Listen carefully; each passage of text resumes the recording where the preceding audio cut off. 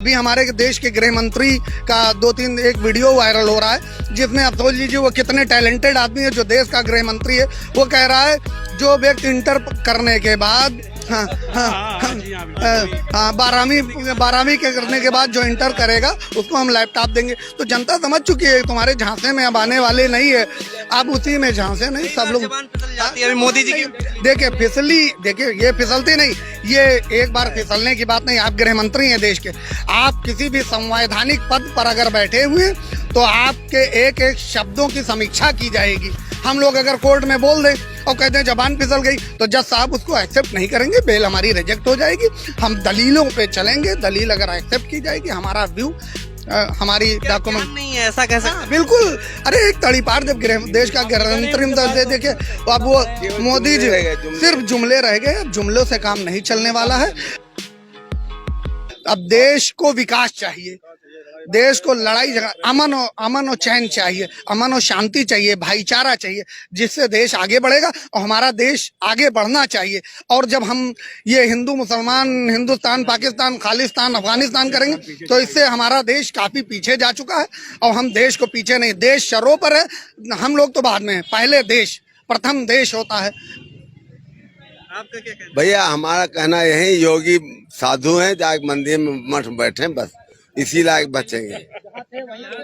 जहाँ बस मठ में जाएंगे वही तो अभी पहुंचे हुए हैं। हाँ तो वहाँ अब हमेशा के लिए वही पूजा करेंगे, मठ में बैठ के पूजा करें बस। जीत तो जाएंगे ही गोरखपुर से। अरे गोरखपुर से जीतेंगे या नहीं जीतेंगे, लेकिन वो मठ में बैठेंगे पूजा करेंगे। अब मुख्यमंत्री वो नहीं रहेंगे। लेकिन कह रहे हैं कि बाबा के आने से बहुत विकास हो गया। अरे बाबा के आने से एक ढेला का विकास नहीं हुआ, एक ढेला नहीं हुआ।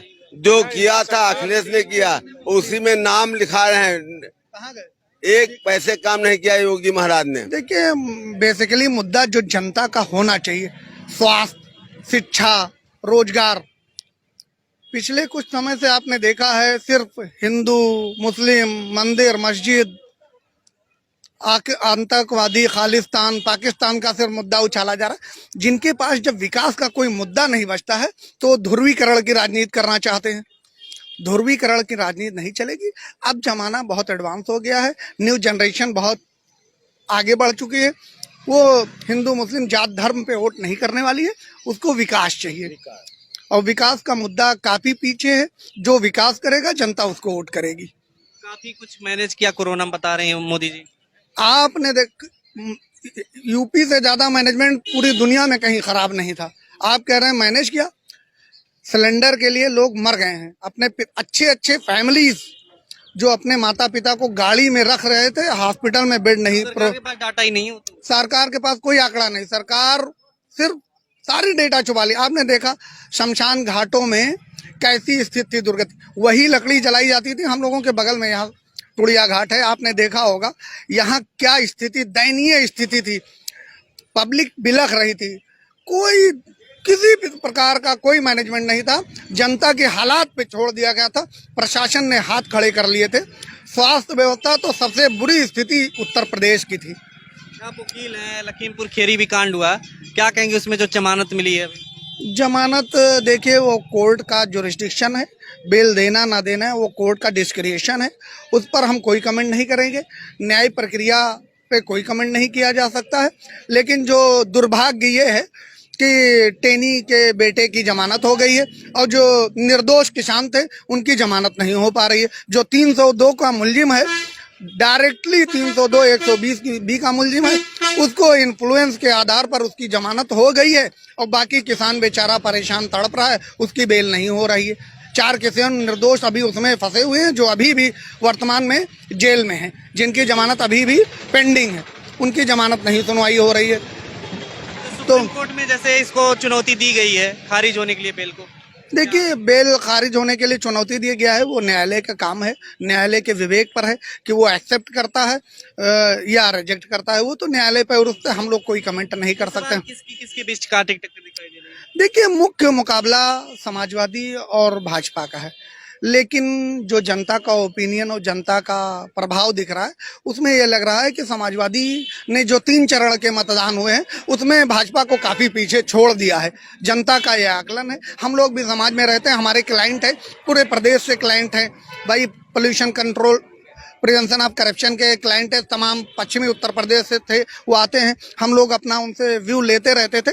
जनता का ओपिनियन इस बार समाजवादी की तरफ है पूर्ण रूप से, और मेरा जहां तक नजरिया है पूर्ण बहुमत की सरकार गठबंधन की बननी चाहिए। लेकिन ये कहा जा रहा है ना कि जो मोदी जी अभी जिस तरीके से कह रहे हैं कि जो पहले बम ब्लास्ट हुए सारे साइकिल पे हुए, साइकिल इनका चुनाव निशान है, तो इन सब मुद्दों से फर्क ये देखिए जनता समझ चुकी है। 2008 में ब्लास्ट हुआ, अभी तक आपके पास कोई मुद्दा नहीं था।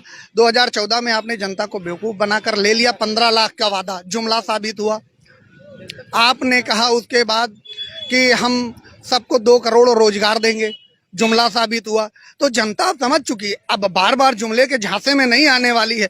इन्होंने कहा खाली केवल जुमले। विकास की बात पे मैं जवाब दे दूं, जब ये मुख्यमंत्री बने थे उसके तीसरे दिन का इनका स्टेटमेंट है, डे आफ्टर टुमारो। उन्होंने कहा कि प्रदेश की सड़कें गड्ढा मुक्त हो जाएंगी और गड्ढा युक्त हो। आप राजधानी के में बैठे हुए हैं और प्रोमिनेंट प्लेस है भाई, जहां हाई कोर्ट रहा हो, सिविल कोर्ट है, कमिश्नरी है, कलेक्ट्रेट है, देखिए मेडिकल कॉलेज है, बलरामपुर जिला अस्पताल है, सीएमओ है। ये सब होने के बाद आप सड़क की स्थिति देख लें। यहाँ ये नौबत थी पिछले कुछ दिन पहले कि यहाँ गाड़ियां कई बार धंस गई थी जब बारिश हुआ था, तो लोग बेचारे गिर गए थे, कितने लोग उसमें घायल हो गए थे। तो विकास नहीं, गड्ढा मुक्त नहीं, गड्ढा युक्त इन्होंने प्रदेश को कर दिया है। और ये कह रहे हैं, देखिए जो फीता इन्होंने काटा ये है, अखिलेश यादव के कार्य का इन्होंने फीता काटा। उन्होंने मेट्रो बनाया, इन्होंने उसकी क्रेडिट लेना चाहे। पूर्वांचल एक्सप्रेसवे का उन्होंने, अखिलेश ने काम किया था। लखनऊ को स्टेडियम किसने दिया? 112 किसने दिया? 108 किसने दिया? 1090 किसने दिया? ये सब अखिलेश की दीन है। वो पढ़ा लिखा है, ऑस्ट्रेलिया से पढ़ के आया है, इंजीनियर भी है। वो जानता है कि देश को कैसे आगे बढ़ाया जाएगा, प्रदेश को कैसे आगे बढ़ाया जाएगा। और जो आदमी सिर्फ मंदिर में रहा हो तो वो पूजा पाठ के अलावा उनको कुछ आता नहीं। अभी उनकी भाषा को आप देख ले, उनकी भाषा ही दर्शाती है, हताशा और निराशा दर्शाती है कि हम कहाँ जा रहे हैं। तो गुंडाई खत्म कर रहे हैं क्योंकि बुलडोजर अभी मरम्मत के लिए गया। एक सेकंड, उनके ऊपर मुख्यमंत्री एक सेकंड, मुख्यमंत्री उप मुख्यमंत्री के ऊपर कितने केसेज हैं आपको मालूम है? उन्होंने अपने मुकदमे वापस ले लिए। अच्छा, ब्रजेश सिंह है, और ये नहीं, 2-3 लोगों को अगर विशेष समुदाय देख करके उनके ऊपर बुलडोजर चला दिया गया। नहीं, लखीमपुर खीरी में गृह मंत्री का बेटा किसानों के ऊपर गाड़ी छोड़, उनसे इस्तीफा नहीं लिया जाता है।